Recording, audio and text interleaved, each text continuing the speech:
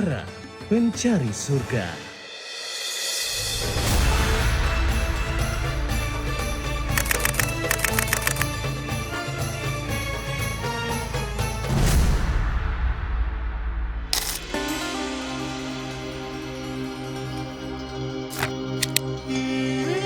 Alhamdulillah, seger habis sholat. Assalamualaikum Pak Ustaz. Waalaikumsalam. Akhirnya lagi Pak Ustaz yang lama. Alhamdulillah. Pak Ustaz, Ya. saya mau tanya, apa tobat di bulan Ramadan diperbolehkan? Tobat di bulan Ramadan itu tobat paling bagus. Alhamdulillah, mau tobat. Siap Ustaz. Bismillah, tobat deh. Ya, bisa Pak Ustaz. Ya. Para pencari surga, Masya Allah, baru keluar masjid, seger untuk sholat gitu kan. Udara juga Masya Allah, ketemu dengan salah seorang sahabat yang tanya tentang taubat gitu. Karena memang mungkin ya, gundah gulana nih, Ramadan nih boleh nggak taubat? Wah, justru bagus banget. Nah, bicara tentang taubat. Taubat ini adalah satu pintu yang Allah Subhanahu wa Ta'ala berikan kepada hambanya untuk bisa mendapatkan kebaikan, ya, dan untuk bisa mendapatkan pengampunan dari dosa-dosa yang pernah dia kerjakan. Jadi kalau taubat itu istilahnya itu adalah penghapus segala keburukan. Contoh misalkan, ya tidak adalah dari manusia itu yang tidak pernah berbuat dosa, kan tidak ada, karena Nabi SAW juga sudah menegaskan ya, kullu bani Adam khata. Semua anak Adam itu salah.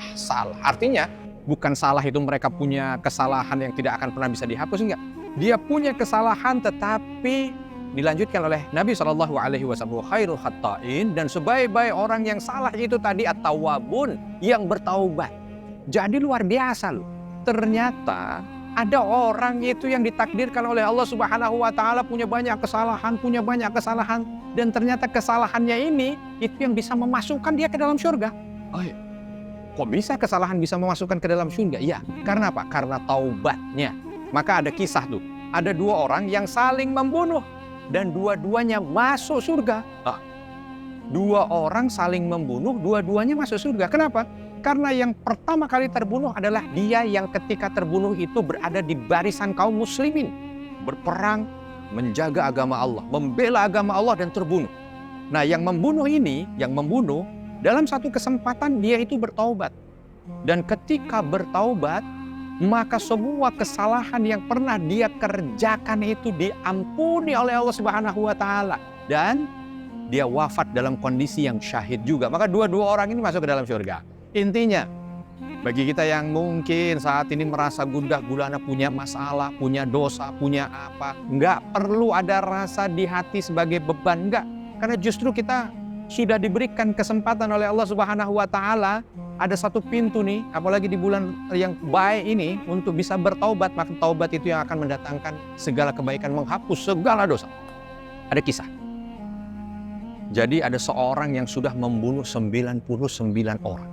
Bayangkan, bukan sedikit ya, 99 orang. Lalu datanglah, dia punya keinginan untuk taubat. Lalu dia datang kepada seorang yang dianggap punya ilmu gitu. Dia datang dan tanya kepada orang itu, "Wahai Syekh, aku ini adalah seorang yang penuh dengan dosa." Lalu orang ini bertanya, "Apa dosamu?" "Aku sudah membunuh 99 orang.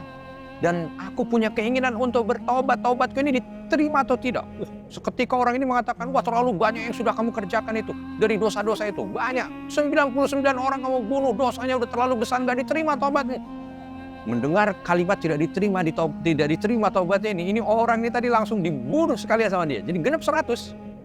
Tapi ternyata keinginan untuk bertaubatnya belum berhenti. Dia pergi lagi. Datanglah kepada seorang alim yang punya ilmu yang memang betul-betul di jalan Allah. Dan ketika tanya dengan pertanyaan yang sama, "Aku sudah membunuh 100 orang. Dan aku ingin bertaubat. Apakah aku diterima?"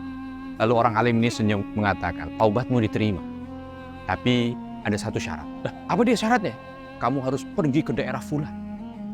"Wah, kalau cuma itu syaratnya, aku kerjakan sekarang." "Oh baik, kalau begitu silahkan kerjakan. Niatkan kau bertaubat dan segera hijrah ke sana." Orang ini segera, ya setelah niat taubatnya itu dia pergi. Tapi ternyata di tengah jalan meninggal. Nah, ketika meninggal datang malaikat.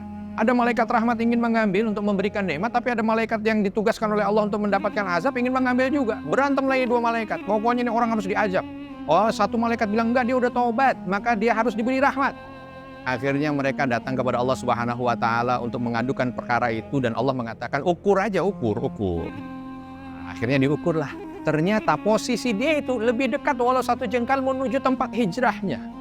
Maka Allah sampaikan, kalau ini lebih dekat ke arah tempat hijrahnya, maka masukkan dia ke dalam syurga.